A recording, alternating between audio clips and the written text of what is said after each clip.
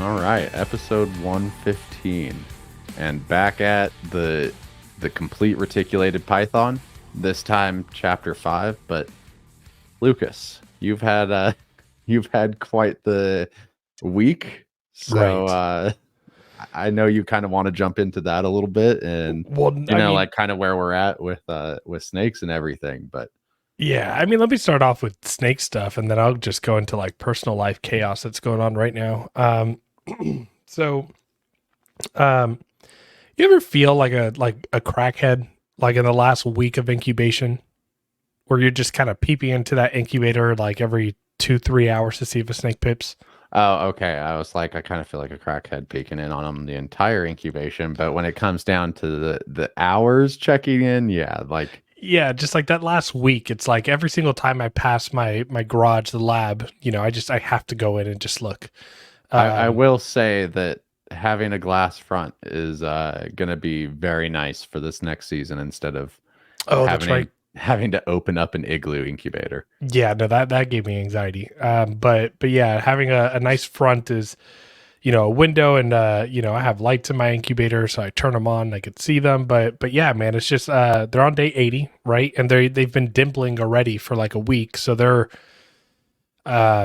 I was guessing 81 days, even though I always mark in my calendar 84 for my clutches, because that's about the average for me, 84, 85 days, at 87 and a half degrees. And, but this one started dimpling sooner. So, the earliest I've ever had a clutch hatch was day 82. That was my pure Kaiw clutch.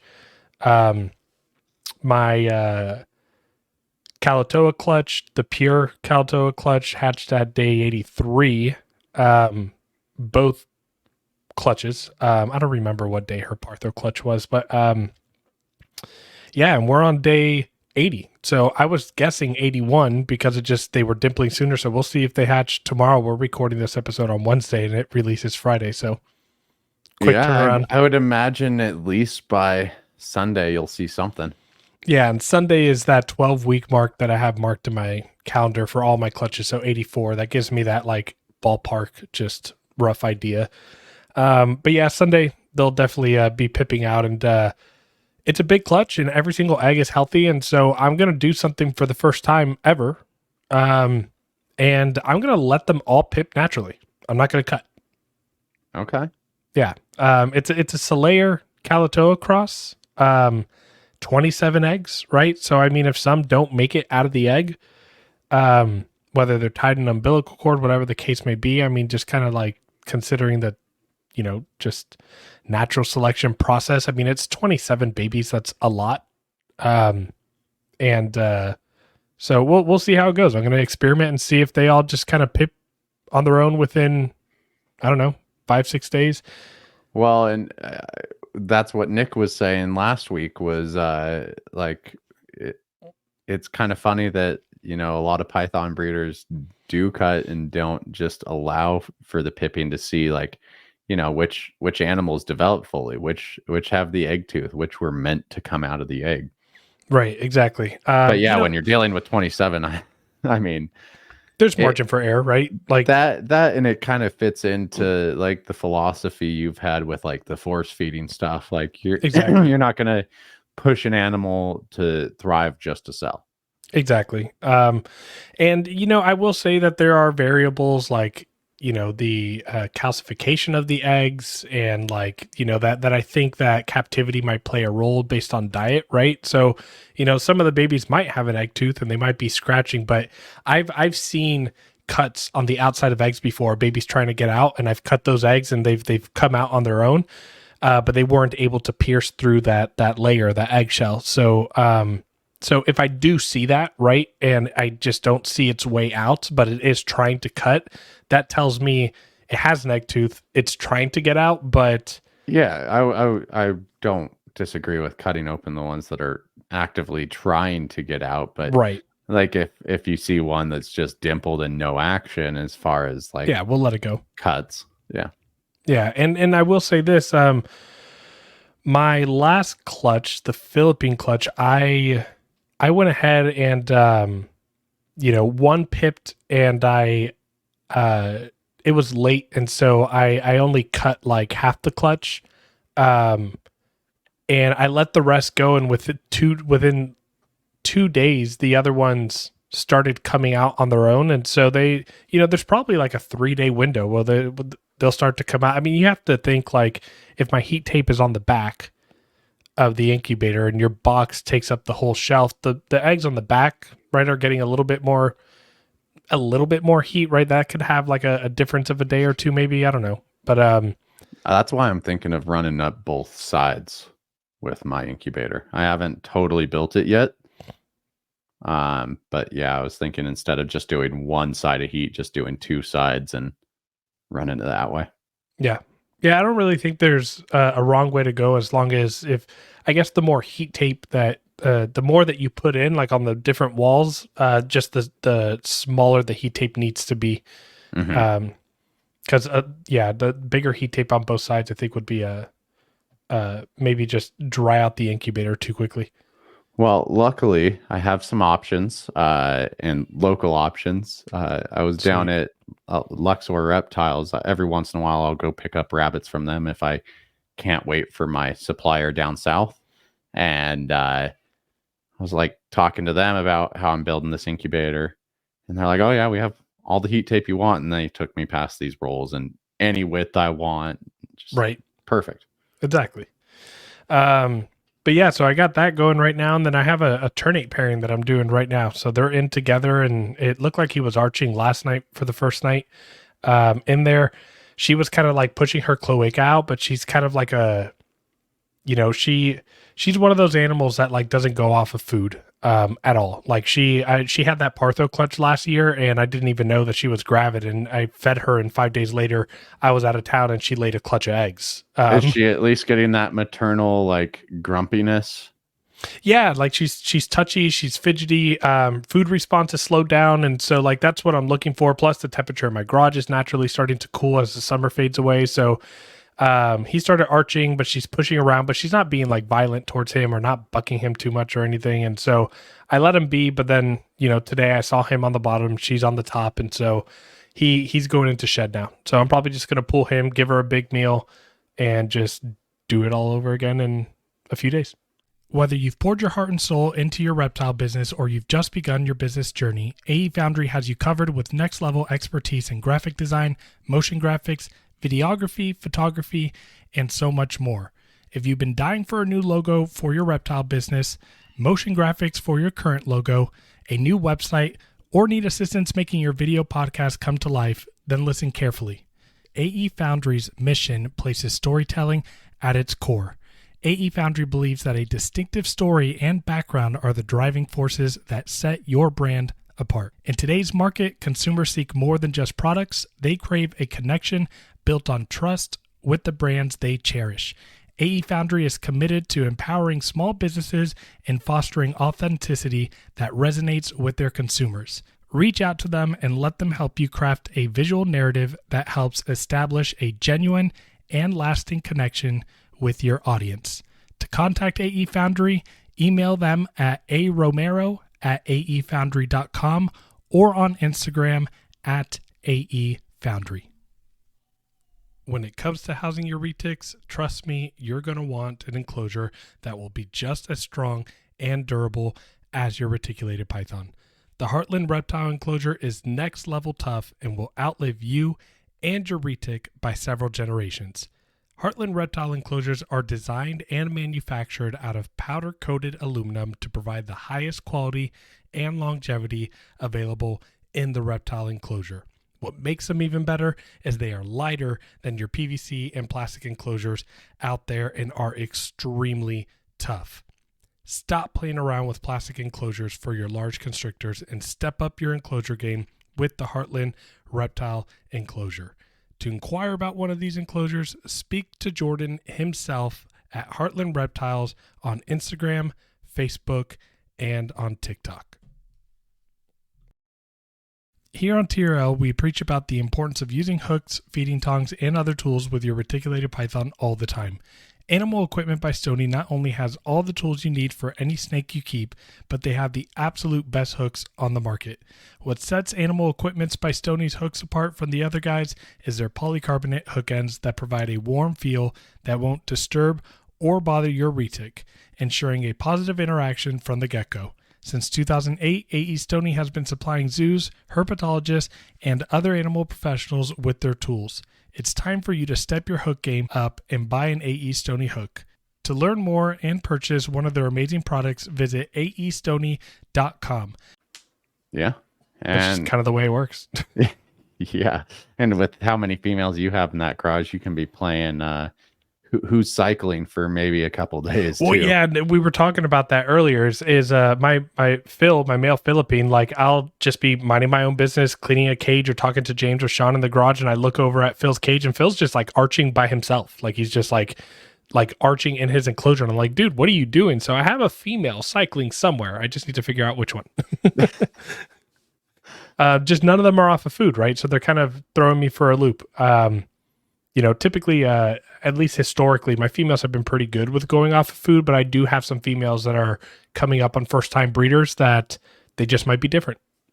Yeah, I mean, that Annery that I'm working with, she's a first-time breeder, and I just started cycling with, bigger meals and a little bit more frequent.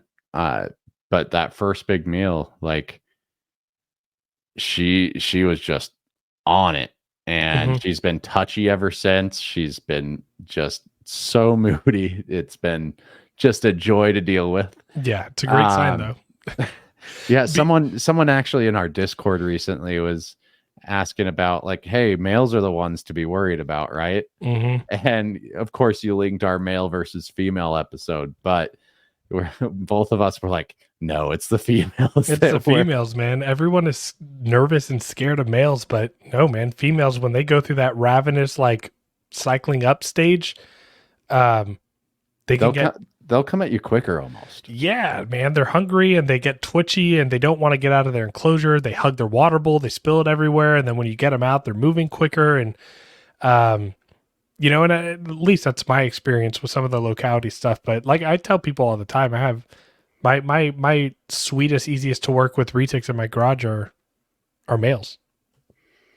Yeah, I mean, throughout the year, I think I trust males just a tiny bit less. I have one that like you can tell that scarred you. Yeah. Well, I had the one that scarred me for sure.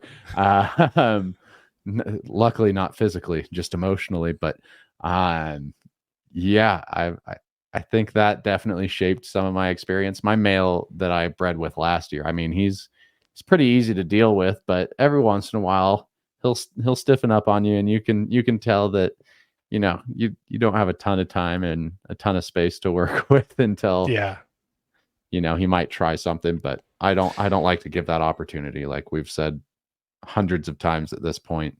Right, exactly. I'm just a big baby. I have my wild caught male Calicoa in my garage. When he's in breeding mode and there's a female cycling, he's an animal that you have to hook and hold, right? Like he just but then you have like Phil that I'm talking about, who's just arching himself in the enclosure, and you take him out and all he does is like spur you and move his tail up on you. And he's like, he has zero inclination to bite. He's not aggressive. He's not like sketchy. He's still chill and mellow, but you just feel his spurs doing this up your arm. Some are more bricked up than others, I guess. Yeah, exactly. So I will say I've had males that you could literally any time of the year put a freaking water hose in their enclosure and they'll go for it. Try to breed anything, yeah. Yeah. Even another male keeper. Yeah. Before we go into the other stuff, I want to just kind of share, we are doing chapter 5 today. And chapter 5 in the complete reticulated python is going to cover morphology. We'll talk a little bit about what morphology is, but we're doing only one chapter this week for a couple reasons. Chapter 6 is really long, right? So we didn't want to put 5 and 6 together and have like a 2.5 hour, 3 hour long episode. So this chapter is going to be a little bit quicker, but then also that kind of goes into like doing just one chapter this week. I have had the most insane last couple weeks in my personal life. I was supposed to go to a wedding in Michigan for my brother. He lives Well, in Florida. and you kind of detailed last episode how big of a headache that was Right. potentially going to be. Right. So last episode, I talked about the the hurricane heading towards Florida. My brother and the rest of my family live in Florida, and they decided to stay home to go through the hurricane to make sure that there was no major damage that they needed to attend. They weren't in any of the massive flooding zones on the fortunately West not. Coast, right? Yeah, no, I mean they were on the West Coast, right in Sarasota, near the Tampa Bay area, but they got lucky enough where they didn't have massive flooding or any major damage or anything. That's good. Unfortunately for me, they ended up just they didn't go to Michigan for the wedding because I had to stay back. Elise has been really sick. She was in the hospital for 4 days. She had a flu-like virus, right? And that developed into pneumonia. And even now she's still kind of out of breath, winded, like can't really walk well, but she's recovering. But it's been crazy for the last 2 weeks. She's been out of commission. So it's been me taking care of Aspen, doing everything in the house, doing everything with the snakes. And again, super blessed to have Sean and James that come over and help out. But yeah, the last 2 weeks have been just exhausting. Let me tell you, I mean, people that are single moms, single dads out there that do this every single day, kudos to you, because it's a lot. So that's another reason why we're doing one chapter. I didn't have time to do two.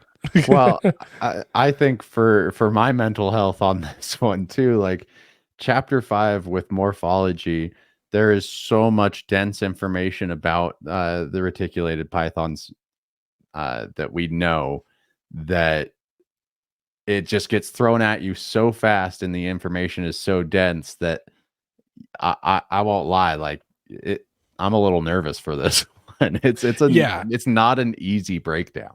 No, it's a lot of information, like Nathan said, and put into a little bit of pages, and but there's a lot of good information. So we're going to learn a lot today as we go through this chapter. Fortunately, or hopefully, you guys are have already read this chapter as you're listening to this one, and you're listening along with us. But before we jump in any further, I want to give a shout out to one of our sponsors, Cold Blooded Cafe.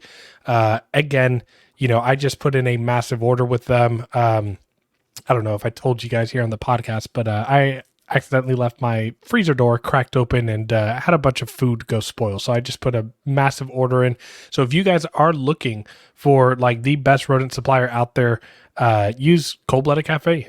We have a code that'll get you 20% off when you use that code Reptile Lounge 20. And then in addition to that, I don't know if you guys are aware of this, on their website, they also have that if you, even with that 20% code, if you go over $200, they will pay for shipping as well. So you guys can save yourself a pretty penny, and choose Cold Blooded Cafe. Thanks to Des, Chris, and the rest of the team over there that are working with them. You guys do a huge service for the entire reptile industry. Also, have you ever, I don't even know the stress that goes behind breeding rodents. I don't want to ever breed rodents just because of smell, but like, I don't know, to do it on that grand scale is insane. Yeah. I think it would be cool if we one day did a little mini vacation out to Indiana just to check it out. I'd be down. That's actually really cool. Yeah, I mean, check out RepTech while we're at it. So yeah. And again, before we start off, do want to give a shout out to our Patreon members. We have that link down below and it's also in the description on YouTube and on Spotify and Apple Podcasts, wherever you listen. It's all on there. I have been a little bit more distant from there because life's been kind of chaotic the last couple of weeks, but it's nice when I do go in, check on it. Activity is still up. People are talking. There was actually great discussions today about localities and selective breeding for that silver trait. The kind of that silver like diamonds that are on the side. It's funny. Flames. Side flames. Yeah, we're getting into morphology, and I was just reading about the proper terminology for those places, and it's already leaving my brain. But join as low as $5 a month. You can support us more if you want. Again, all that money kind of goes into Nathan and I paying the overhead for the streaming software, the cameras, and everything else that we're using, and then also being able to go to shows and things like that to provide some bonus footage. But yeah, and Nathan, to do it in person. So exactly. It's fun enough to hang out with you across the screen every week, but getting out to Texas, getting out, to other events is kind of what fills most people's cup that are in this industry. Like, it's about the people, oftentimes a little bit more than the snakes or the animals when you go to these shows. So Exactly. yeah. At least that's how it's been for me over the last few like before, when I first started going to bigger shows, I loved going and seeing the animals and everything, but it for the last 2 years, it hasn't been that. It's just about catching up and hanging out with people. Yeah. Okay, let's jump into chapter 5, morphology. Nathan, kick us off with that quote.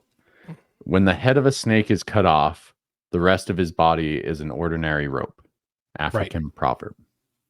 Right. I feel like that's goes into what morphology is. So for those of you that are listening and you haven't read the chapter yet, or you're seeing the thumbnail and you're like, oh, I get to learn about all the different morphs and reticulated pythons. Nope, that's not what we're going in today. We're defining morphology as the study of the size, shape, and structure of an organism. Yeah, I mean, there's some literature on size, shape, structure, and coloration, scale counts, all that kind of stuff. So, Nathan, I'm going to read kind of the first couple chapters just to like segue Paragraph. Yeah. I was like, we already covered those. So yeah, we did a few episodes ago. But yeah, so let me start off here. Read the first couple paragraphs to let you guys know fully what we're diving into here. I will be stopping you, just so you're aware. Okay. Reticulated pythons are the longest snakes in the world, says Glen, the author. They also have the most extensive range of any pythonidae in the world. They are also the only confirmed species of snakes to have eaten humans. In part, their morphology and the drastic differences in it make these snakes so special. I do want to stop you there. This is something that was that the plan stopped? No, this actually wasn't. This is something that popped into my head. Sometimes when you're reading things, you go past them a little too quick. And when you were reading that, I just, got a little bit more time to think about it. There's never been a green anaconda that's been recorded to. Okay. I'm sure. I can imagine that they probably have, considering that there's a lot of small tribes that are living in the Amazon, but it's never been recorded. Okay, never recorded, but it's been attempted. I know that. Yeah, exactly. That documentary. It has been attempted, and most of you know what I'm talking about. If you intentionally, what was that, History Channel or what? I think that was Discovery. No, it was History. Yeah, I can't remember what that was on, but the hype they built around it was so disappointing. Getting swallowed by a snake, and yeah, it was a lot. Right. Man, I was so excited for that too. I remember being young and excited for that, and it was disappointing. But anyways, one of the worst examples of exploitation of animals ever too. Right, for research, because he had sensors that can test the I guess the pounds of pressure that were going against his body being constricted. But like, you could have done that another way, right? Probably. Yeah. Right. Throw an actual food source in with some sensors. Right. All right. Second paragraph. The common name for the species, reticulated pythons, came from their net-like pattern. Their reticulate pattern led to the name reticulated pythons. The term reticulate was first used by Johann Gottlieb Theanus Schneider, that's a name, good job, in 1801 to describe the species. So reticulated patterning is common occurrence in various fauna taxa, reticulated giraffes. We'll pull up, because Lucas and I were talking about this earlier. We're like, what's a reticulated giraffe? And then we pull it up. And we're like, oh, it's a normal giraffe. It's a giraffe. It's a net-like pattern giraffe. And then I was like, okay, well, then other giraffes must be different, right? We pull up almost every other giraffe, and they all have some net-like pattern to them. Right. for the most part. But there is one species that is termed the reticulated giraffe. Yeah. And then there's the reticulated hill stream loaches and western chicken turtles, which, by the way, chicken turtles, like that is the coolest species name in history. Know what that reminds me of? So chicken turtles, we were with Phil Thompson. This was the early Dallas this year. And he came, I don't know if he came up with the term, but he was naming a band or something like that and called them the Uncle Daddies. The Uncle Turtles. Daddies, yep. I don't know why. The chicken turtles. Yeah, it reminded me of it. Right. So that's a picture of a reticulated chicken turtle. And so again, if you guys like have seen a reticulated python, which I hope if you're on chapter 5 of the complete reticulated python, you can see the commonalities with the net-like pattern that goes on with reticulated pythons. But what's really cool and what we're going to dive into this chapter is the morphological differences in the different localities. And, one thing that I think is important to talk about here that Glen talks about on page 63 is that there haven't been a lot of studies that actually go through the morphology of reticulated pythons on multiple different islands. And so Glen is going to be largely focusing on the morphology in the descriptions for Reticulatus saputri and Reticulatus championis, because they're well described in the literature when they were creating that subspecies. They did scale counts, all that good stuff that we're going to jump into. We also want to thank VivTech Products for being an affiliate sponsor of the Retic Lounge. Stop by VivTech Products for the best UV spectrum lighting on the market that will enhance and improve your snake's overall well-being and health. Visit vivtechproducts.com and use the code ReticLounge23 today for 15% off. Again, visit vivtechproducts.com and use our affiliate code ReticLounge23 today for 15% off. Looking for the perfect accessories for your hatchlings or juvenile retics? Look no further than Heli-Guy Serpents. Our sponsor, Chris Sexton, is coming in hot with an amazing 3D printer, creating top-notch perches and other caging accessories for your beloved pets.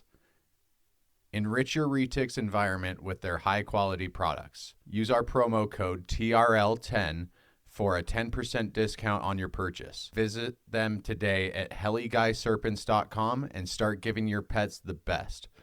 Heli-Guy Serpents, the premier source for 3D printed caging accessories. Again, that's www.heliguyserpents.com and use our promo code TRL10 for 10% off all of your 3D printed accessories today. Okay. Real quick, did you catch the description in the third paragraph when they were talking about the general description of the morphology for MR reticulatus? With that really early I guess it wasn't really early, but the one that Alia described. So he just a mixture of yellow, ochre, brownish colors and black reticulation over the entire body, or am I missing something? No, that right there. And the very last sentence that pissed me off was lacking clear contrasts as colors are vague. I was like, whoa. Lacking contrast, colors vague. I was like, the reticulated python is probably the most beautiful, naturally occurring python in the world. How dare you call them vague and lacking contrast? Yeah, but if you think of maybe a Burmese python, the contrast is so stark between the colors, where I guess with reticulated pythons, you kind of get a transition area of those colors. Yeah, I could see that. And I think we'll jump into that with Saputri, but I don't know. I was a little butthurt. Felt personal. It felt personal. I was like, whoa. Just because they're not green, right? But yeah, anyways. So I'm curious real quick. So if you guys are following along, we're going to be jumping into all the pictures that are in this. But let's talk about real quick, like what the I'm struggling here. This is where tiredness kind of kicks in with everything that's been going on. Um, so I want to just kind of jump onto the bottom of the page. It says, unfortunately, there are no reports in literature or examples in the U.S. captive setting of MR jampianus on Palua Kalo or the Bonaire Islands. So, we're really going to be focusing on, what were some of the Salayers talked about a lot, Tamboelongans talked about a lot, Kaiwadi, Kalatoa, Karupa. So, a lot of what we define as like dwarf and super dwarf, right? Yeah. Yeah. Okay. You have anything else to add to that kind of like section before we jump into Saputri? Not from that area. No. Some of my stuff comes a couple pages later. Okay. Do you want to read, just kind of start reading the Malayo-Python reticulatus Saputri section on page 64? Yeah, Saputri, specifically the Salayer locality, were first described in literature by Alia. The authors distinguish Reticulatus saputri from Reticulatus reticulatus and Reticulatus jampianus because of their overall golden yellow color and high contrast among pattern elements on each snake. While MR reticulatus is less clearly contrasted and colors are vague, whereas MR jampianus predominantly shows silver gray colors, which is pretty typical of what we think of with the super dwarfs, right? Like all the anery that pops up. Right. Anery that pops up, or the animals that get called anery that aren't anery. It's just, it's a naturally just occurring color spectrum that they have. It's just more grayish silver in nature. And yeah. Yeah. They also noted that in MR saputri, their iris was golden in color. Was golden in color, while it was orange and golden to silvery and gray in MR jampianus. The author found that the tongue color in MR saputri, this I found super interesting because I've never really paid attention to tongue color, right? Yeah, my female Salayer has a purplish, like a really dark tongue. Yeah, so MR saputri was pink to purple with a whitish tip. The total length of MR saputri on Palau Sulayer in their study did not exceed 13 feet in length. Right. In captivity, obviously and this we'll get more into this at the end of the chapter as well, but we often see in these studies, right? First off, it's limited, right? They're only collecting a certain amount of samples. It like this one was from one specimen? Yeah, exactly. The holotype, right? So, but there was a study that did, I think, go into others for, hold on. Was there? I think there was a study that they grabbed more than just one. But yeah, it blows my mind that I mean, we do see larger animals in captivity generally than we do in the wild, but that's because they have an unlimited amount of resource of foods, plural. Well, and then we get into some of the F1 stuff later on in this chapter, which I found kind of interesting. Yeah. So the holotype, which is a single example used by an author to classify the species, subspecies, or locality, was 164 centimeters in length. So this one, the holotype in this study being specified, was 5 feet, 5.38 feet. But this is where we get into scale count. And its scale count's pretty complex. So again, a lot of this information, retention wise, right? Like we can't just spew off the top of our head. So we're going to be just kind of reading along, but well, I do have it broken down. Okay, cool. So if we're just talking about the ventral scales, the MR saputri had anywhere between 332 and 334 ventral scales. MR reticulatus, or wow, that was redundant. MR reticulatus had anywhere between 304 and 325 ventral scales, so a little bit less than Saputri. And then you get into MR Jampionis, which had anywhere between 290 and 301 ventral scales. So that kind of was interesting to me, because I would think, probably the mainlands, the MR reticulatus would have the lowest scale count, right? Yeah, I mean, I would say, like, you could argue the lowest, or because it's the Or because they're largest, biggest, yeah. right? The highest, but what this popped up for me was what we talked about last episode with Nick. Nick talked about that there's a species of subspecies of carpet pythons that are in Australia, and there's a specific locality that's like in a very, very dry, arid area, and it has a way, way higher scale count than the ones that are just outside in the not as dry area. And kind of the theory that Nick was talking about is that possibly maybe the more scale count, the more moisture that they can retain in between the scales. That was true as well. But I'm wondering if that would only refer to maybe like arid or dry species, because we've talked about this in the other episodes of the book club, where these animals are from. It's wet. I mean, it rains. There's ocean water around. I wonder if maybe anything has to do with like keeping the moisture from the salt around the water. I don't know, but it's an interesting connection. Well, and there's no clear cut pattern, because if you were thinking, okay, scale count goes up just by size or lack thereof, you would think, okay, then Jampionis would probably have the highest scale count, but they have the lowest, or the ventral scales at least.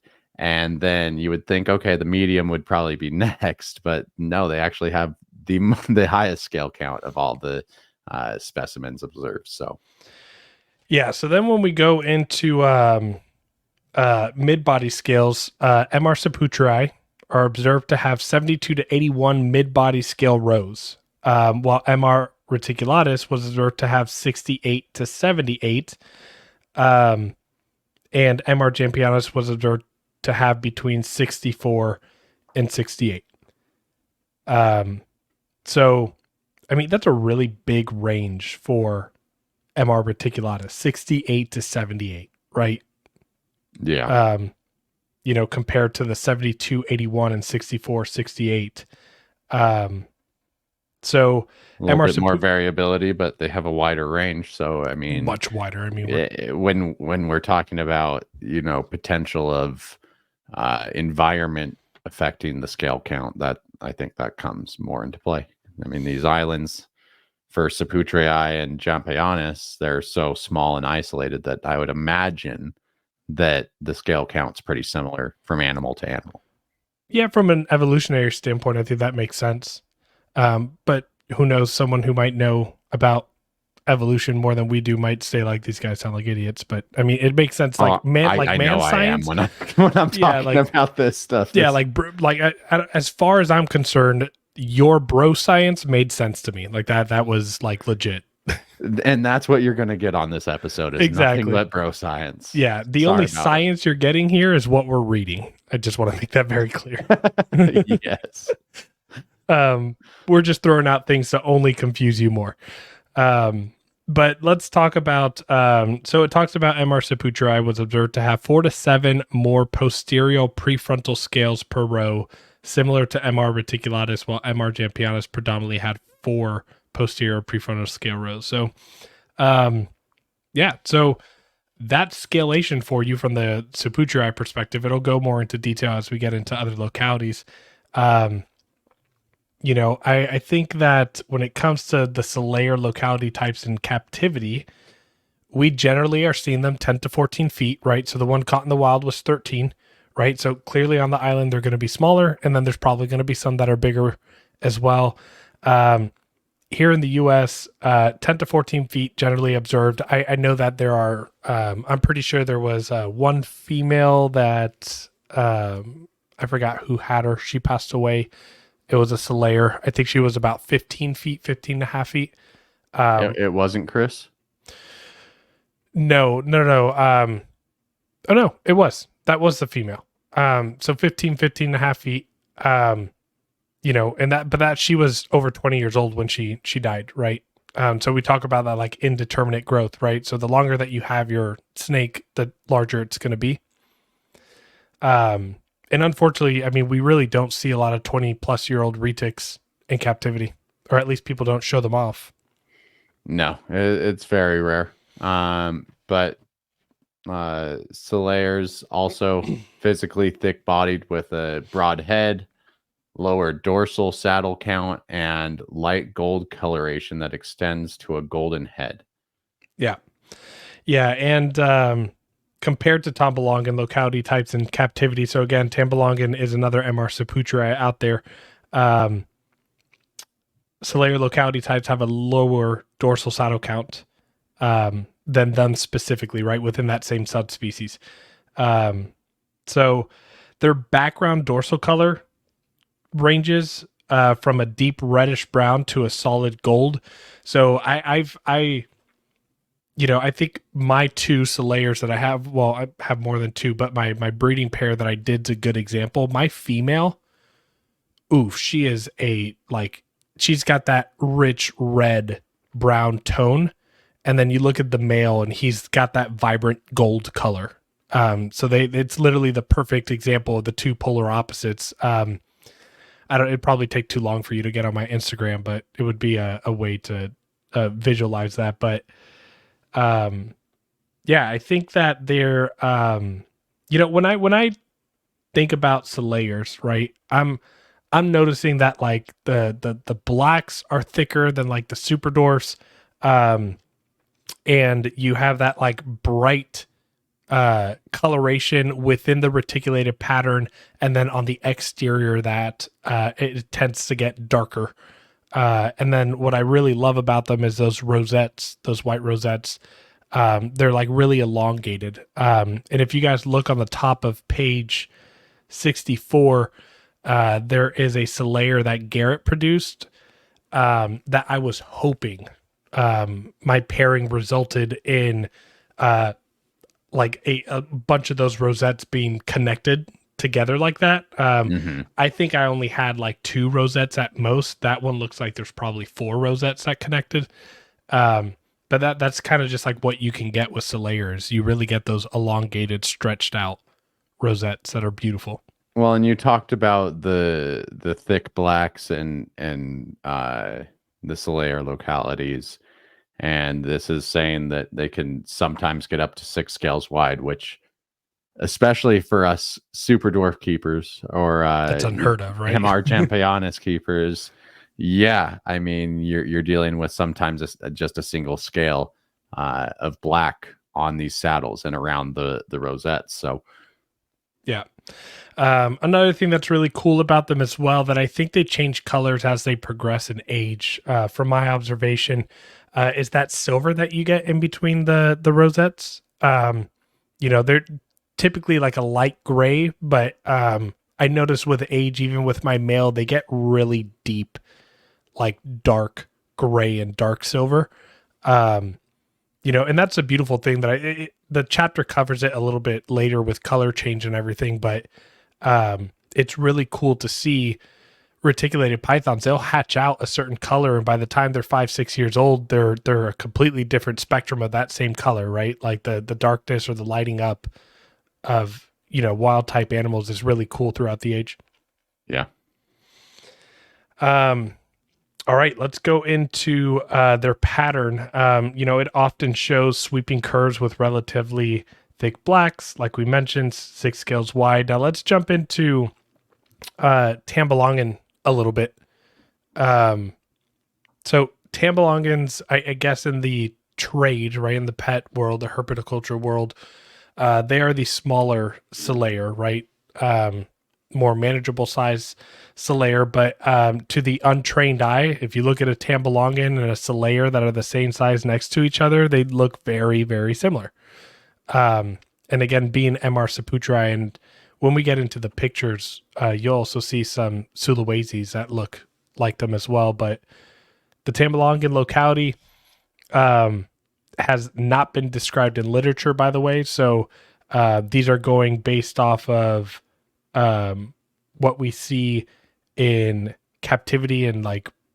So I'm going to read here what Glen put. Tamboelongan locality types in captivity typically are 6 to 10 feet in length. They are a medium-bodied animal with a very wide head, short snout, large eyes. That's typically what you see in that Saputri eye. A distinctive feature is the locality's bold head stripe, accompanied by a deep gold-colored head. I don't know about you, Nathan, but like I love that like solid stripe down the middle of their head in just about any snake. Like even there's some super dwarfs that'll have that. I got it with some of my tiger stuff, but it's very rare for me to see a solid stripe that's not at least broken up by either another line or just a little gap Scale, in the line. Yeah. So their eyes are often bright silver, contrasting Solaire localities' golden eye colors. What I will say, every single one of my baby Solaires had the orange eyes right off the bat, right? But if you look at my female that now she's much older, she has silver eyes. Like again, like you notice differences in your animals throughout their age. I've never seen a Solaire baby, hatchling, juvenile with silver eyes. But when you look at most of the adult Solaire eyes, they are silver, which is very interesting. Huh. Didn't know that. So they're, they have a comparatively low saddle count to Solaire's. So you're going to see less saddles on Tamboelongans than Solaire's. And their saddles are light tan to cream color, bordered in bright gold. And only a thin 2 to 3 scale wide black instead of that 6 scale wide black that they noted in the single specimen that was described by Alia in 2002. You know, it's interesting it seems like the smaller the locality, the less black it has. Yeah, and that bro science again, but that kind of Right? like Maybe makes sense in my mind. Like just throwing it out there. less room for those blacks to come through, I guess. Yeah. Another feature that I love about Tamboelongans, and you see it as a phenotypic expression with some of the other localities, is the high occurrence of donut or chain-like connections. I even had some of my Solaires that had some of that in the recent clutch that I had, that donut patterning. That's really freaking cool. But essentially, when you're talking about Tamboelongans and the way that they look, vibrant gold, similar rosettes, right? So you have more striped out, longer white rosettes, which again for me is a beautiful, like I love just like the length and width of rosettes. I think it provides like a good contrast, especially on the Saputri eyes are super white. Well, and I do want to get into this a little bit later too, but on most of the Saputri, the Solaires, the Tamboelongans, you're gonna have that pretty typical reticulated pattern. Yeah. It's going to look like a net all the way down. It's not going to be broken up as much. Yeah. So, I want to kind of wrap up the Tamboelongan. Well, no, I guess that was it right there. But Nathan, I want to talk about some of these pictures that are in the chapter of the different locale, which by the way, reading this chapter and seeing how many of my pictures popped up in here was like a really cool feeling. I had one animal make it, just not my name. It's okay. Yeah. And I mean, I will. Oh, really? Oh, because of, okay. Yeah. It was in your possession. Oh, that's right. Yep. Yeah. So yeah, if you look at page 68 on the top of page 68, you have a Jampea locality type. And on the top of it, you have like a very vibrant yellow Jampea with silvers. Again, talking about like a smaller locality, and going into the Jampionis, you see the thinner blacks that are there. But what's really cool is a Jampea locality type right below it. You can see that silver coming through, right? Um, And I think between those two pictures, you get a good example of the firing up, firing down, which we'll talk about a little bit later too. yeah, I think, and I can ask Eric because those images are courtesy of Eric Lee, but I believe one of them might be a visual anery. Okay. Which obviously, if I had to guess, it was the one on the bottom. It's got those Yeah. greenish tones and like super silver eyes. Not the honey colored one at the top.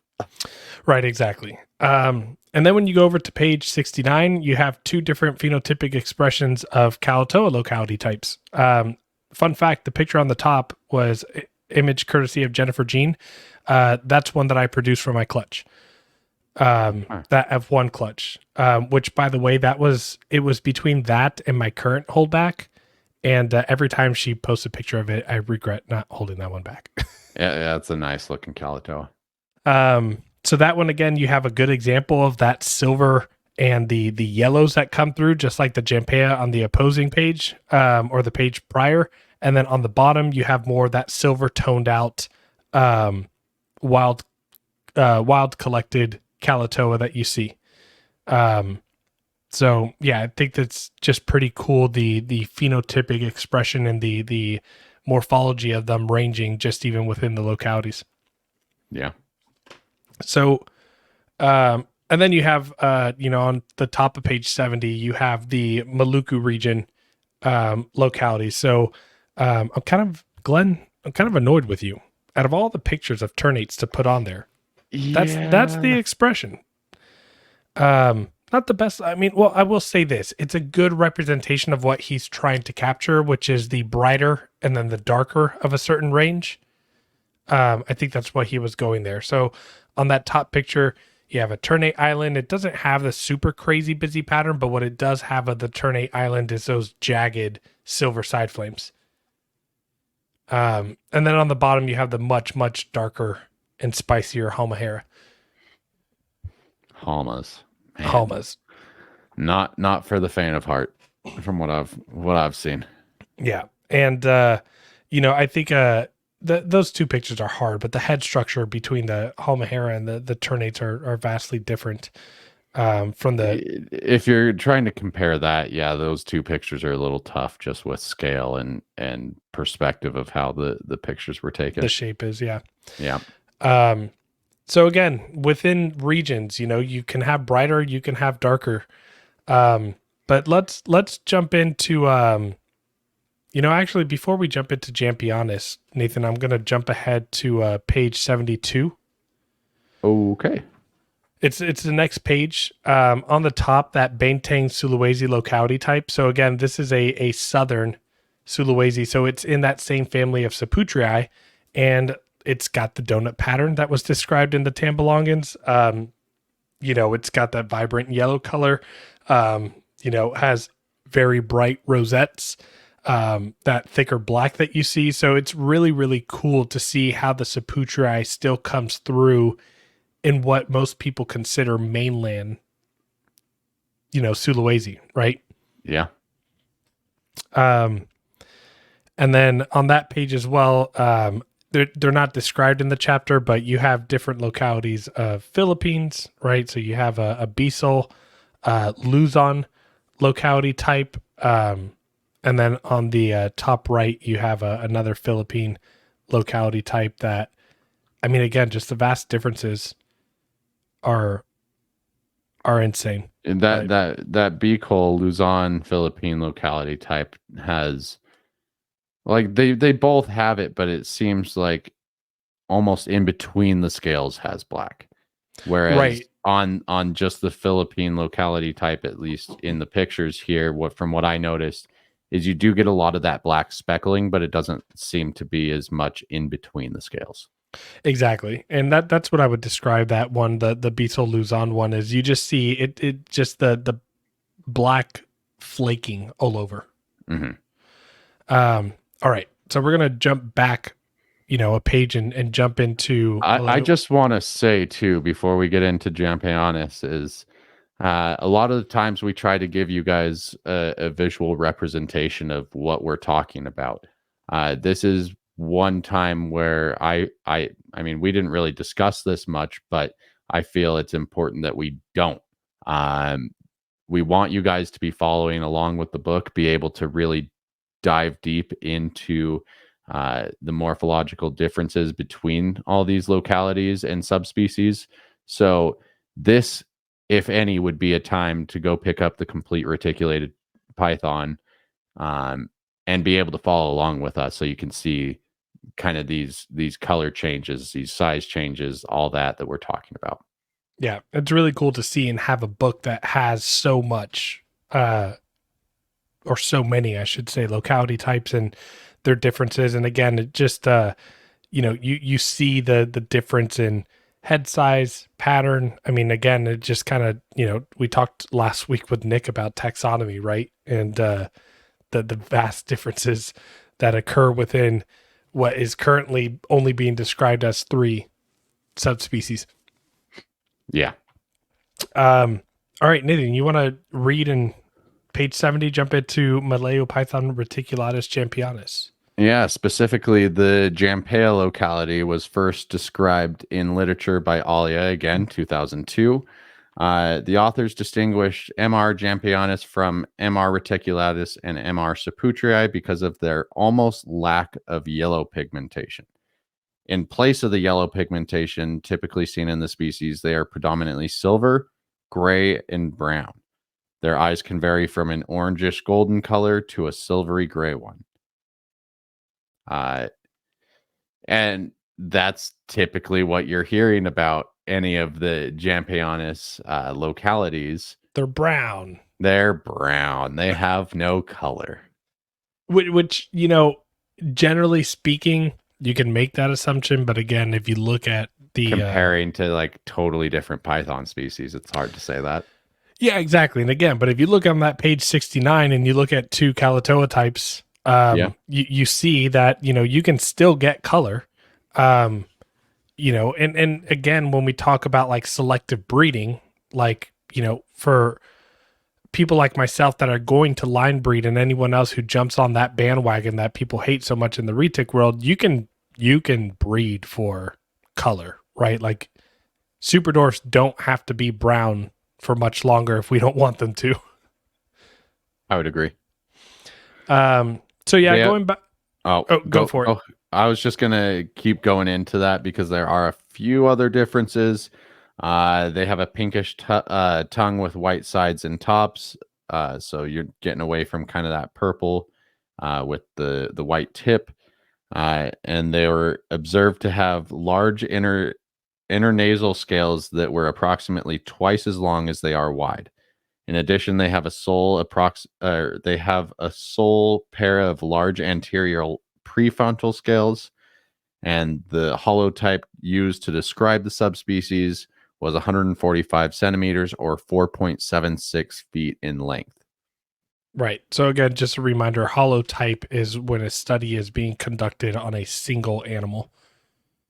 But yeah, Tana Jampea for the study ranged from 100 to 200.5 centimeters. So that's 40 to 78.9 inches in total length. Let's do math. 5 feet is 60 inches. So then another 12 is 72. So we're talking about 6.5 feet roughly. In the other study that was done. So 6.5 feet in total length. But in captivity, Jampea localities typically range from 8 to 13 feet. However, this is, again, nuts. And again, this is where, like we talked about last week with Nick and taxonomy and stuff, and Nick's one of his rants, feeding is everything with these animals. A pure F1 Jampea type reticulated python reached 18.5 feet in total length, and that was a Gaspar line Jampea. I remember seeing a picture of that Jampea where there was a gallon jug of water inside of its coils, and it made the gallon jug look tiny. And we're talking about a Jampea where generally speaking in the wild, they're 6 to 8 feet. Yeah. 8 to 13, but yes. Or sorry. Well, I mean, that's captivity though. Oh, yep. You're correct about that. Sorry. So let's go into kind of like the biggest differences in like body structure, because I think this is a very vast difference in the Saputri. So remember in the Saputri, we talked about they are thicker bodied, heavier bodied, reticulated pythons, but Jampea locality Thicker types kind of everywhere, even head, right? Well, yeah, that was one of the things that I underlined in this next little bit was that Jampea locality types are, like you said, more slender bodied animals, but with an elongated head and an especially elongated snout. Yeah, they got that thin head, and it's really pretty. Like that's like the really nice classic retic head I love. Yeah. And their head stripe is thin, may not always be continuous, and often displaying beauty marks. And I love that he put beauty marks. I'm pretty sure he's talking about those like little dots, right? The freckles. Yeah. Which I absolutely love, especially when you get them that have like the symmetrical ones on each side of the line. I could be jumping ahead, but I swear with oh no, it's not the Jampea, it's just the Jampeonis. So I'm getting a little ahead of myself. Yeah, and that's okay. But even if you go to the Jampeonis subspecies, if you go back to like 69 and you look at the wild collected Kalatoa picture, you can see those beauty marks on the top of the head. Yeah, well, with what I was going to say in the Jampeonis is sometimes that line is intersected with another perpendicular line. Yeah. And I mean, my Anery is a great example of that. It's just like a perfect little cross on her head. Yep. And again, if you guys want a good example of those silvery eyes on the top of page 75, that's actually the wild caught male that I have in my garage right now, but that's like as silver as eyes get for retics. Well, and a good example of beauty marks as well. Yep.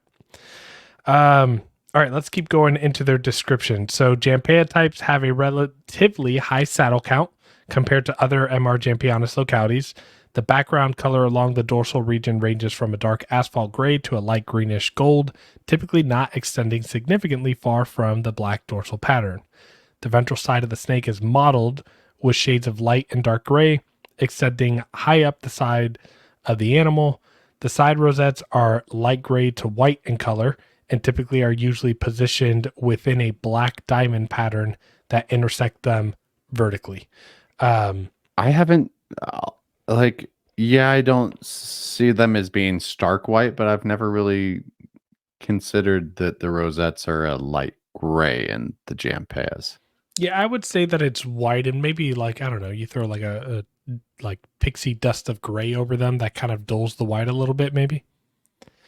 I will say it's not talked about in the book. I will say I've hatched out some Philippine localities that have yellow rosettes. Like it's a whitish yellow color. Like off-white?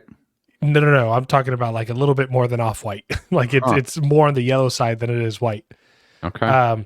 I'm going to assume that probably whitens with age because the adults I have and the adults I've seen, they're all white, but it's just cool to see them hatch out with that yellow color.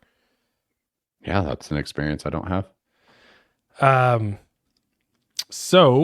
Where are we with the description? Frequently, these rosettes are open on both sides, extending beyond the black border that surrounds them. The pattern on this python tends to be thin, often composed of a single black scale, but it usually maintains continuity.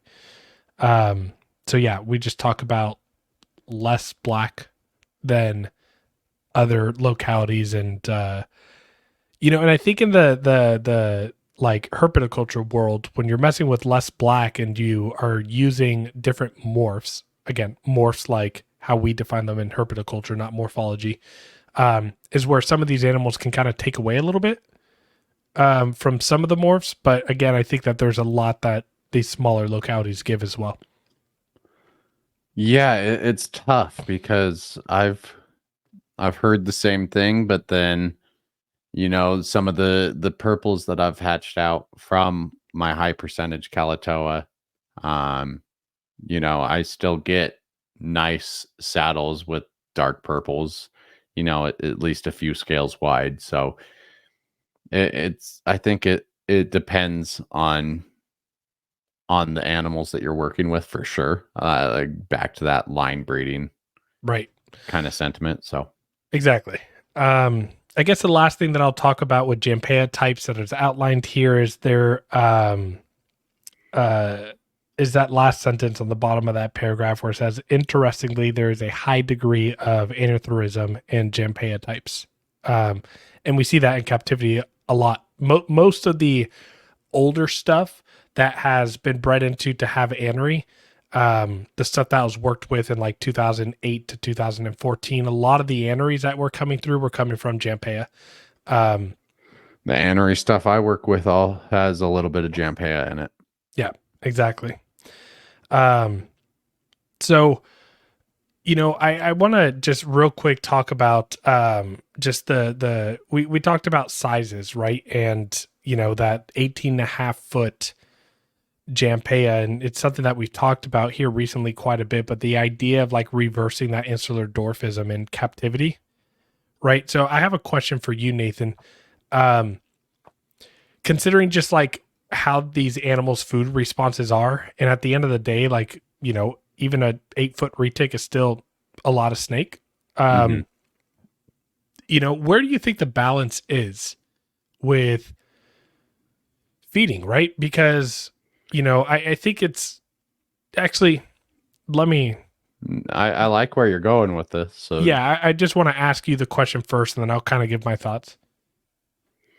so my mind, especially after, this being brought up a few different times over the course of recording, um, experiences with my own animals, it's tough for me to say.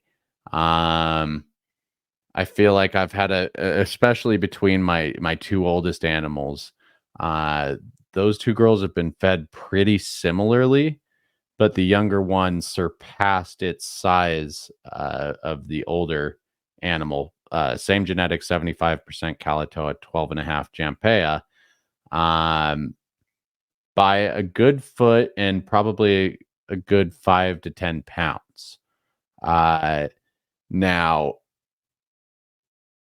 I do know with the breeder of that larger animal, the parents were larger than the other parents used for the older animal, the purple. But in my mind, if there are people pushing these small localities to bigger sizes, is where do we draw the line on uh, what is ultimately healthy for the animal and what is going to work best with that animal's genetics? And I'm almost thinking to back a little bit down on food size even during the cycling times. Yeah, and I mean, Not necessarily a a lot smaller or anything like that. Like I'm not going to go to feeding prey as small as like bats and what's been observed, but you know, I am thinking of backing off a little bit so I don't push my animals to be bigger than they need to be. right, and that's kind of where like my brain is kind of going with this. It's like, at what point are we? So again, a reticulated python at the end of the day is a reticulated python, and even the smaller localities, if you feed them, will get much larger than they get in the wild, right? And so you have this like dilemma, right? Um, because a lot of people that like, might underfeed a retic, or maybe feed it the size that it's eating in the wild, right? For the superdor stuff, you often hear people talking about like crazy food response, hard to handle, right? Whereas maybe something that's a little bit more well fed is maybe a little bit easier to work with out of the cage, right? But at what point are we like getting away from how the snakes are supposed to be for our convenience? And whether we realize it or not, but at the end of the day, it's fun to see your snakes grow. And you can, it's fun to see them eat, every once in a while when they have a big meal. It's impressive, right? Like I think like most of us enjoy the aspect of feeding. I mean, I remember when I was a kid and I got my first pet snake, every single time the snake ate, I was just glued to the glass, and literally glass, because that's how we kept back in 2002, is we had them in glass tanks, right? Um, so yeah, it's put things into perspective over the last, month for me with the episodes that we've done.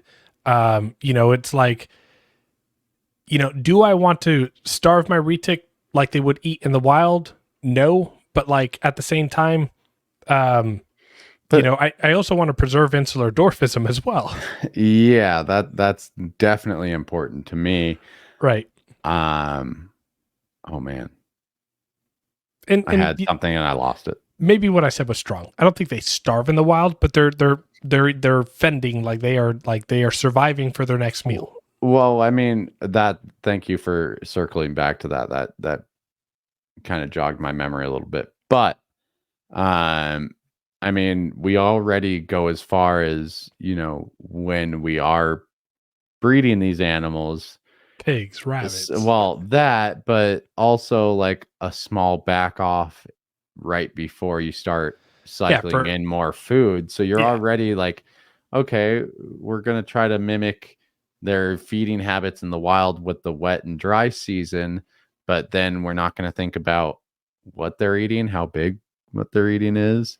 right. And for some of these Calatoa types and stuff, there is the potential, like we'll get into it a little bit later, but of larger prey sources. But it's not often that I think that you're seeing them take down goats and Yeah. livestock and humans potentially.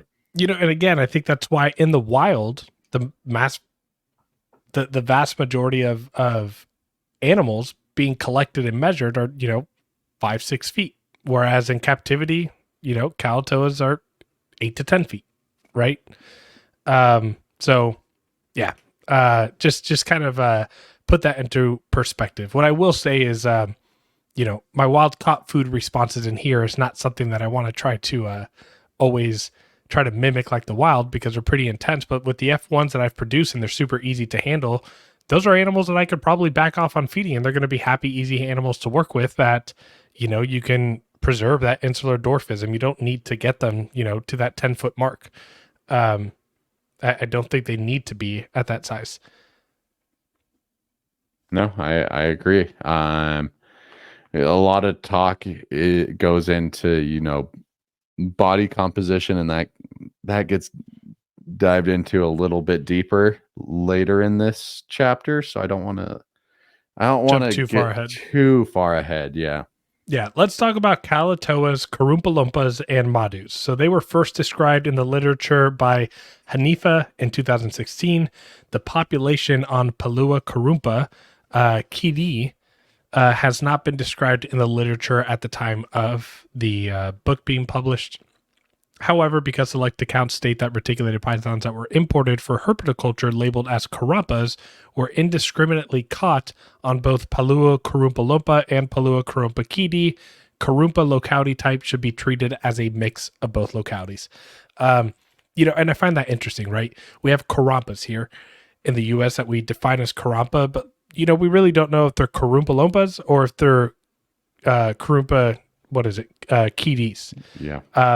But nonetheless, the islands are so freaking close to each other. They're absolutely the same snake, right? But so again, moving forward with just karampas of what we call them, it's referring to both of those islands because we don't have a definitive source of where they came from. So let's talk about visual differences of the localities. So that study by Hanifa in 2016 found that the population from Kalatoa Island showed darkish gray or silver with longer pattern. They also stated that the population from Karumpa Island or Palua Karumpalumpa often showed smaller patterns with many variations of color.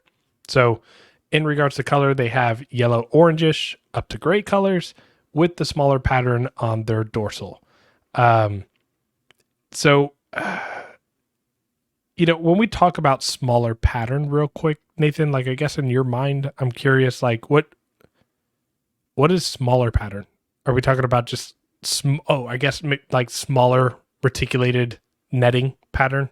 That's what I would consider, and especially when you get into uh, the Kalatoas, Karampas, we're talking usually a higher saddle count. So Yeah. Now, when they talk about in that study Madu Island, they have a yellowish or brown clear and bright dorsal patterns. Um, so yeah, and I think that's you see the Madu types that are here in this country and everything. You'll see that that yellow brighter color definitely holds true for a lot of them, unless they're that muted, almost anery type that exists. So Nathan, go into scale count for these guys. yeah, scale count according to Hanifa, the population of reticulated pythons on Palau Kalatoa were found to have 291 to 318 ventral scales, 55 to 62 anterior dorsal scales, 62 to 75 mid dorsal scales, 29 to 36 posterior dorsal scales, and 80 to 88 subcaudal scales.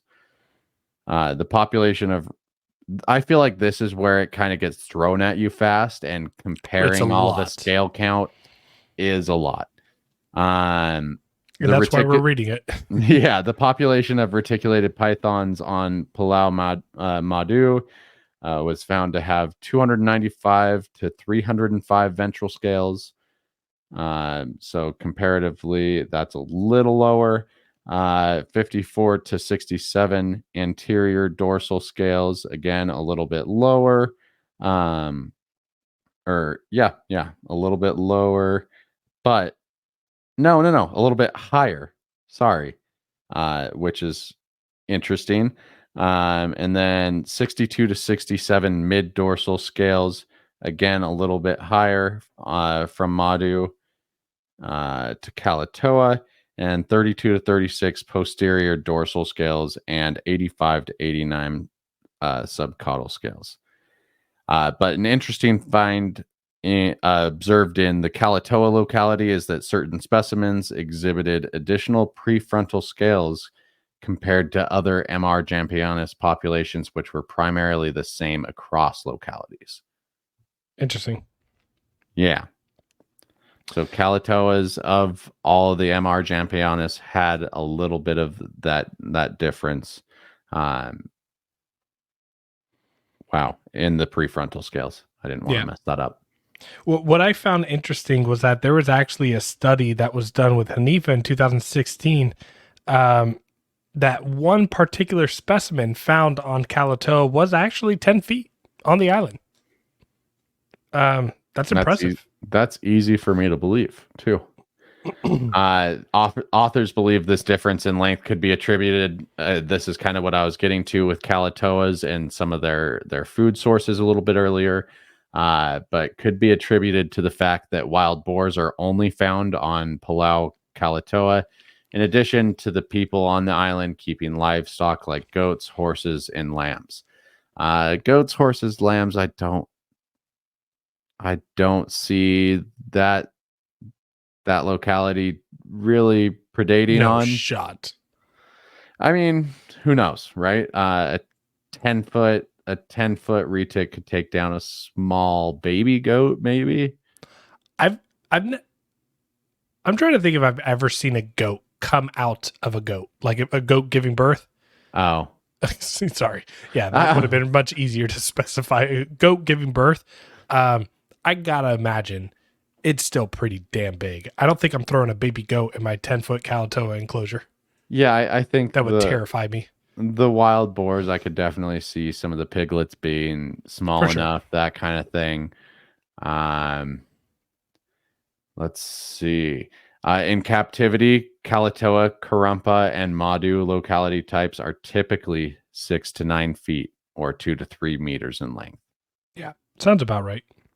And then it gets into the morphological differences between those three localities of MR jampianus. saying that it can be pretty difficult to explain the morphological differences between Calatoa, Karumpa, and Madu locality types because there are few differences across the different localities. They're visually similar snakes that reach similar sizes and share similar traits beyond the aforementioned color differences observed by Hanifa and then that prefrontal scale difference within Calatoa. Right. I've always again, even if you're very, very, very well versed in the differences of those localities, there's so much more overlap and similarity that there are differences that I've never been a big fan of people like looking at a superdwarf with no import data behind it and being like, oh, that's that locality. And it's like, if we're basing it off looks, I mean, we've already seen where that can lead. Yeah, I mean, I've said this before. I've seen Calatoa more pixelated and broken up than Karumpa's. I've seen, I've seen Madus get larger than Calatoas. They typically talk about the open back pattern on Madu, where I've seen those Barry Leonard Calatoas wide open back pattern, and I've seen Madus that have like more of a dorsal striped type of look along the back. So there's again just so many similarities that it's really hard to like just use your eye only. But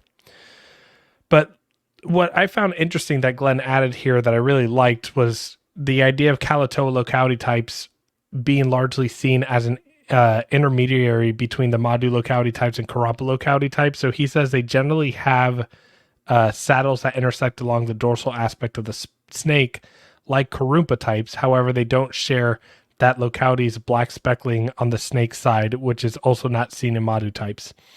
They often do not have dorsal striping through their pattern, or they don't have dorsal striping, though their pattern can imply the existence of one. If they possess some degree of striping, it is generally non-continuous along the first third of the snake. Their saddles often stretch down the snake's sides to intersect with white rosettes outlined by black and then yellow scales. Because Calatoas has been synonymous with superdwarfs, their locality type look is also commonly thought of as the superdwarf look. So I've never heard of that Calatoa description kind of being the middle ground of those two localities, but it makes sense. But I mean, in terms of when I guess kind of when we both got into locality reticulated pythons, especially the super dwarf stuff, before there was a ton of information that was easily accessible, a Calatoa was a super dwarf to me. Right. You know, exactly. that was the end all be all if you wanted a small retic. Right. Calatoa. Yeah. I also love the picture on the bottom of that page of that Madu. And that's what I'm talking about, that like striped opened up pattern look. That you see in a lot of them. It's not a full stripe that connects all the way down, but it looks like it wants to. Yeah, it's trying really hard to. Yep. Again, line breeding, you can make it happen. So Karumpa locality types pattern is most easily identified by their especially chaotic neck pattern, high saddle count that is often broken up and incomplete, and occasionally have a near continuous line at the dorsal most aspect of their saddles. Interestingly, Karumpa types appear to have the largest variation in color amongst all superdwarf localities. They can range from a steely gray to light brown, all the way to bronze, gold, and yellow in color. Karumpa locality types also display the most numerous black speckling on their sides compared to other superdwarf localities. With this locality type relatively recent onset of captive breeding, it is unknown how its pattern and color will change with selective breeding. Yeah. Which, I mean, sounds spot on. Like when when I think of a Karumpa type, I'm definitely thinking about that chaotic neck, the black speckling all throughout, and that's why they make great marbles. Yeah, kind of that glitched out reticulated pattern. I almost glitched out, like the computer retic. Yeah. Right. All right, let's finish off with a couple of these last localities before we go into there's one of my favorite parts of the chapters coming up in a couple pages. Okay. So Madu locality types pattern is most easily defined by their wide back pattern. Certain examples of Madu types have a completely open back pattern, except for a small non-consecutive lines along their back. Madu types appear to have the most dramatic firing up out of MR Jampianus localities. Their physiological mechanism, or this physiological mechanism, is discussed in further detail later in the chapter. Is that what you're alluding to? Yeah. No. Oh, you're talking about one of my favorite parts. The fire up? Oh no. It's a little Glen humor when we're talking about hemipenes. Oh, what a child. Um, this physiological mechanism discussed in further detail later in the chapter. However, because of their ability to dramatically fire up, they often appear lighter and have more pronounced yellows than other superdwarf locality types. Of the three superdwarf localities, Madu types have the least chaotic neck pattern. So they're going to exhibit more of that net-like reticulated pattern instead of it being broken up, kind of glitched out, like I was talking about Corumpas. Yeah. In addition, some Madu locality types will have a continuous line from the tip of their nose to their neck. In other superdwarf locality types, this line will not be continuous and is broken by a smaller perpendicular line on the head, like I was talking about earlier, that little cross that sometimes forms. Right. Let's jump into the Kaiw locality. One of my favorites, and I think one of the most underrated. Okay. While you get into that, I need to go grab something. 2 seconds. Yeah, it sucks to suck. All right. I'll read while Nathan's not here. The Kaiw locality reticulated python has not been described in literature at this time. Kaiw locality types in captivity typically are 8 to 13 feet in length, and they are thicker bodied adults capable of proportionally larger clutch sizes, so 30 plus eggs. I think my first Kaiw clutch I produced was 32 eggs. Which so huge. Yeah. So Kaiw locality types have a larger head with pronounced jowls, especially when compared to other MR Jampianus locality types. They generally exhibit a medium to high saddle count, where the saddles themselves are often characterized by a very light and vibrant gold tone. I love that Kaiw on the top of the page. And let's see here. Both the saddles and the dorsal pattern of this python locality tend to be more concentrated towards the upper part of the animal's body. These patterns are frequently offset from right to left, creating a distinctive appearance with a high contrast occurrence of striping. The background color along the dorsal region range from very dark reddish brown to pale gold hue, creating a noticeable and striking contrast with the color of saddles. This dorsal coloration can extend all the way down to the ventral surface, sometimes enveloping a light silver-based color on both top and bottom sides of the snake. The side rosettes are frequently separated from the dorsal pattern by a golden dorsal coloration that extends beyond the saddles. The black patterning on the snake is thin, often just one scale wide. This is typical for MR Jampianus locality types, and there is minimal black speckling with this locality for the most part. One thing that I noticed reading that again is just the constant talk of gold, and that's what I think of when I think of Kaiwadis. A light gold to a deep dark gold is, the spectrum that you generally get with them. For me, where I'm red green colorblind, that it kind of messes with my eyes. So until I see it in great examples of pictures side by side, like this book, or more importantly, in person, it's really hard to see these subtle differences in all of the MR Jampianus. Yeah. So that's kind of encompassing like the main Jampianus and Saputri that we see in captivity, right? And so I think Glen did a phenomenal job with going through the major localities that we tend to see and work with. And also just the fact that there's not a lot of studies done on the other Solaire Island chain localities, which, encompasses both Championus and Saputri. But he then goes into some common occurrences within reticulated pythons in general, and that's what we call firing up or firing down. I didn't know what that actual term was, but it's Diel, Diel, Diel color change. So this was something that was like very brand new to me when I read this chapter. Yeah, I feel like with all of this book, every single chapter I've learned something kind of like just mind-blowing a little bit, but this is kind of my favorite one. Yeah. We've talked about firing up, firing down, and that color change for so long, but we've never known the actual term for what that mechanism is called.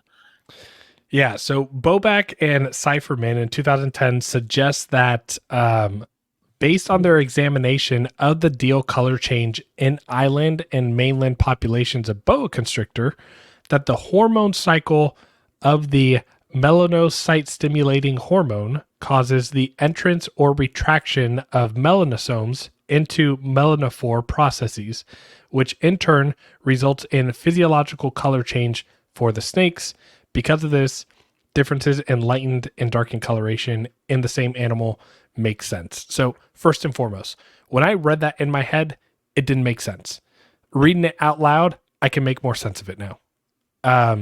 Basically, hormonal cycles and changes creates like an open gateway for more or less melanism to be expressed at different times during the hormone cycles. It's just so crazy to me that it's being described as a hormonal and melanism process, but it happens so frequently. It can change by the hour. By the hour. As a matter of fact, dude, I think, man, I should have thought about this before. We should have found it.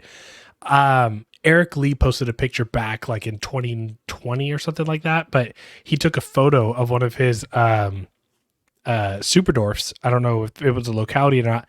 That was like in the middle of firing up. Half of the snake was not fired up, and the other half was.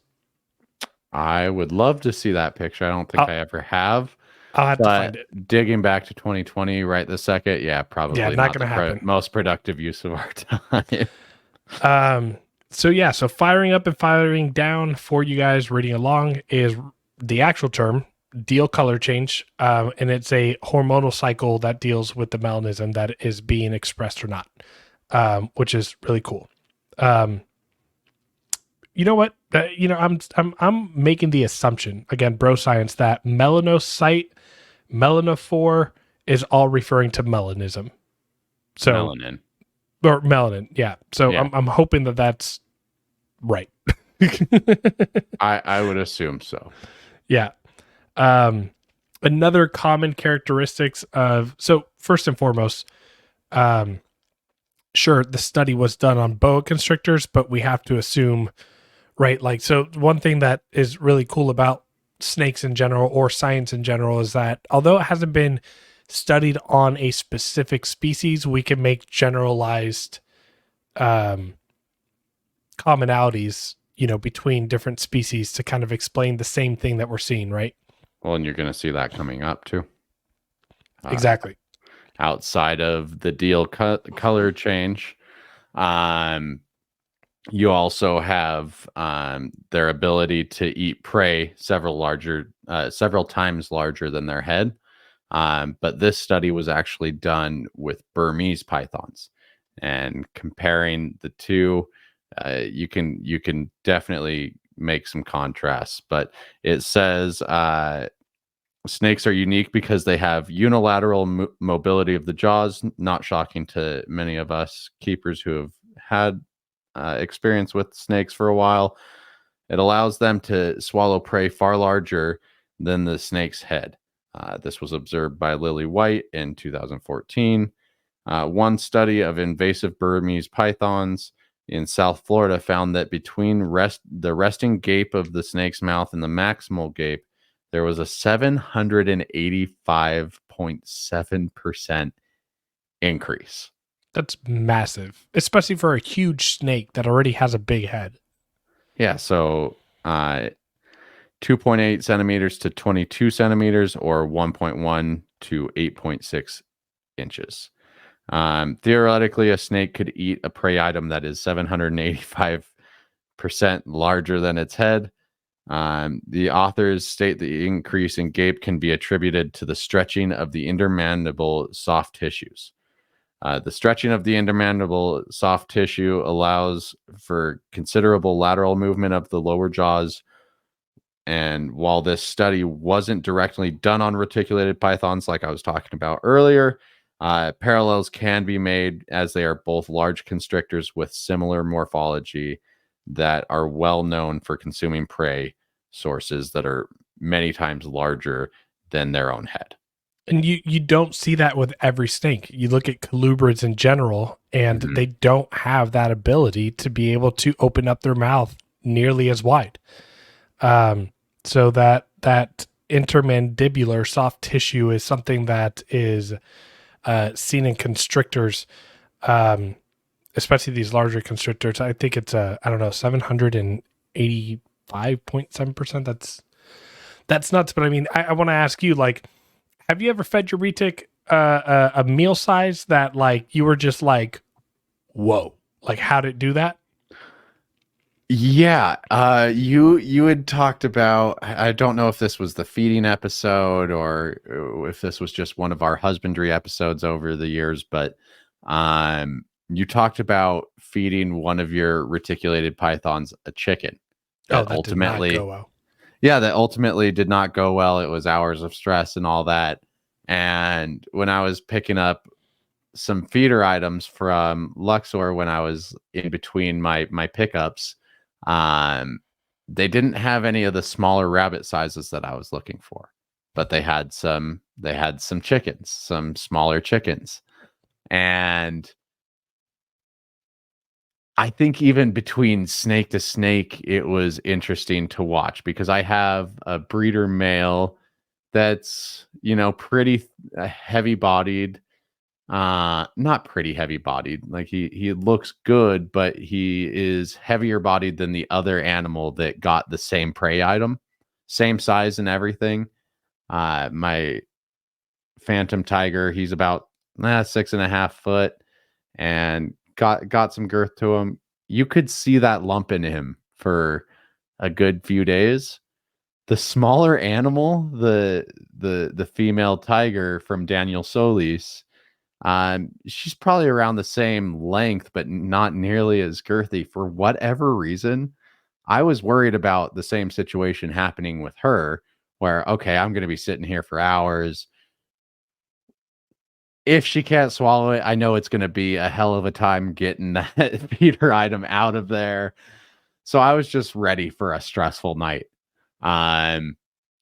She ate, and that lump went away significantly faster with her. You're muted. Son of a bitch. Gotcha. It was weird. Just I didn't notice the same lump, even though it was the same size feeder. Interesting.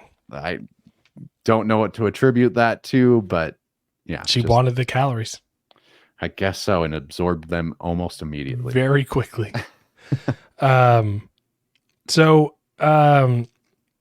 Let's just talk a little bit about, on the top of page 83, talks about reticulated pythons being observed and what they've eaten in the wild. Mm-hmm. So Asian water monitors, greater Malay moose deer or mouse deers, wild boar. Moose deer, that would be. Moose deer.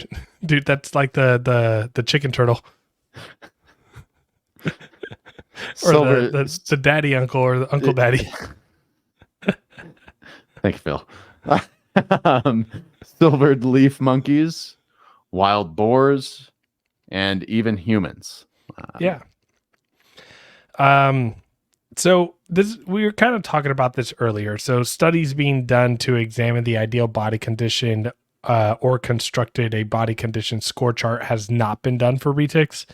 But based on XC2 and NC2 observation, the easiest sign of a healthy body condition for a retic is if the last fifth of their body, generally from the end of their kidneys to the tip of their tail, is a smooth progression. There should be no fatty deposits or abrupt transition from the cloaca to the tail. Instead, it should be a gradual taper. Occasionally, the area near the neck or snake's cloaca will bulge, though that is a sign that the snake needs to urinate or defecate. It's a sure sign. Yeah, that's a very sure sign. But in general, reticulated python should generally be ovular, ovircircular, or triangular. For novice keepers, that difference is less definitive than the smooth progression of the last fifth of their snake's body. So I think that, like, for any novice keepers, Glen puts on here, they should be communicating with more experienced keepers and breeders to ensure their snakes are in the proper body condition. And one thing that I will say is it's very rare to, if not impossible, to find like an obese 2-year-old retic, but that doesn't mean that it's not developing fatty tissue and storage in areas that it shouldn't be. Yeah. Makes me think back to the days where, especially on like the Retic Nation and, some of the breeders that we don't see anymore, bless up, pushing their animals as fast and as heavy as they can. Exactly. I like that mentality's changed. Exactly. So now we're going to go into their sexual reproductive system here. Peep the page on 85, or the picture on 85, and that is a retic I'm popping, a female that literally pissed all over my thumb. I was gonna say it looked like you didn't leave too clean on that one. Yeah, no. You rarely do when you're popping snakes. So. Exactly. So this is the part where I think Glen has a little fun here, and it cracked me up. But let's talk about their. I know where you're getting at. Yeah. So one of the most interesting parts of reticulated pythons in snake morphology are their copulatory organs. So hemipenes are a pair of internal copulatory organs for male snakes that arise from lateral swellings on either side of the caudal parts of the cloaca. So hemipenes are basically a male's penis. Female snakes obviously do not have hemipenes. In place of hemipenes, 2 empty soft tissue pouches can be visualized with manual expression. This is my favorite part here. However, female snakes can also have twice the fun. Hemiclitoris are sex organs composed of collagen, erectile and connective tissue, and dense innervation, thought to be used for increasing vaginal lubrication, relaxing the vaginal opening, and preparing the reproductive tract to receive sperm. Now, while I do see Glen's humor in this, it is still very scientific. But I would argue that yes, like maybe the presence of the hemiclitoris is more fun for the female, but I don't know about you, Lucas, but it seems fun for me too. No, having an extra unit wouldn't be too bad either. No, exactly. So I think twice the fun really refers to both. Oh man. The rest of the part when it comes to the sexual reproductive system here is Glen talks about like how to sex your animals. So there's popping, right? So you pop an animal, and what that basically is you are, grabbing above the cloaca and below by the tail, and you're rolling your thumb inwards as you kind of gently push outwards to try to express the hemipenes. And in females, you'll generally see kind of like a white colored tissue that comes out, which again, you can see that picture on page 85. And then if you go to page 86, you'll see what hemipenes look like. They're typically a darker purple. Again, you can see that my thumbs are waxed with P. And you'll see the darker 2 dots there for the hemipenes. And then the other method of sexing that is common in herpetoculture is probing. Have you probed before, Nathan? I had my my original 2 ball pythons probed at a pet store. Oh, probably 5 or 6 months after I got them, just to confirm the sexes. I was playing around with the idea of breeding them. That's when that thought kind of entered my head, and I just wanted to make sure I had a pair. Yeah. Exactly. So I have probed before. I'm not the best at it. What I typically do is I sex by popping, and I have someone local to me that probes really well, and he comes over and he confirms my sexes with a probe. Yeah, both probing and popping can be potentially dangerous to your animal. Right. So the safest way to do it is by using genetic testing, but I'm not sure how readily available that is for most species of snakes right now. I know ball pythons you can. As far as retics, I would almost have to refer back to our genetic testing episode. Yeah, I think a keeper can. Yeah, I mean, you can for many species, like you can send in, and I mean, I'm sure even like University of Florida, like it can be done. Period. I just don't know how cost efficient it is for a breeder who's sexing and having to send them out, but it is absolutely the safest way. There's always a risk with popping.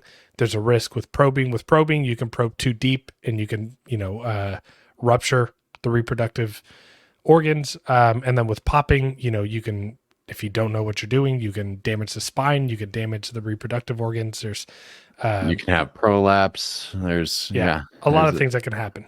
Yeah. Generally for me, I think the easiest time to pop is like right when they get out of the egg. If not, I typically wait after they have a couple meals and have a little bit more like just energy and size in them. Yeah. You can pop anywhere up to an adult retic. In fact, our old friend Kagan posted a video on Discord of her popping an older animal, and it was actually extremely helpful in terms of just the manipulation you need to do Exactly. to be able to pop an animal. Yeah, it's an art, but once you figure it out, it's super easy. Yeah.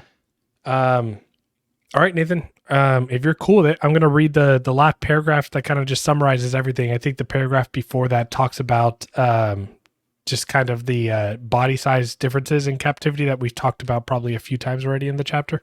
Yeah.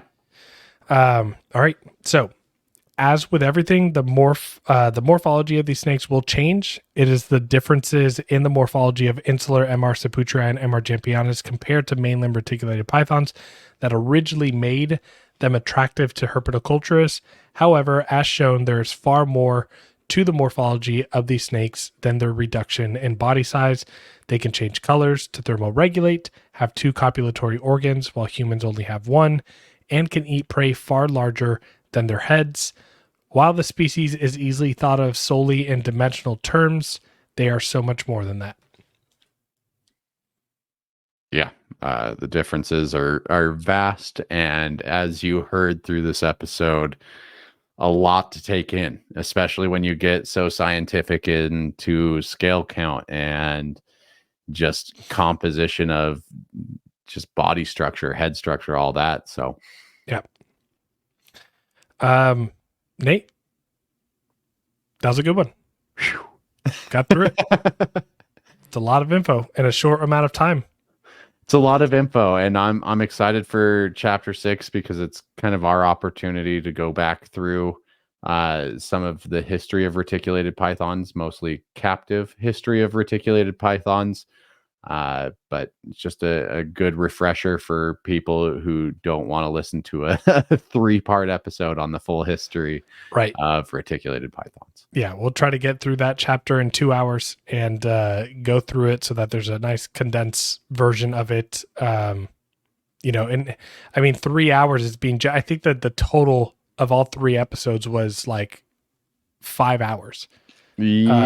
Yeah, I would have to go back and look at our it's long, man.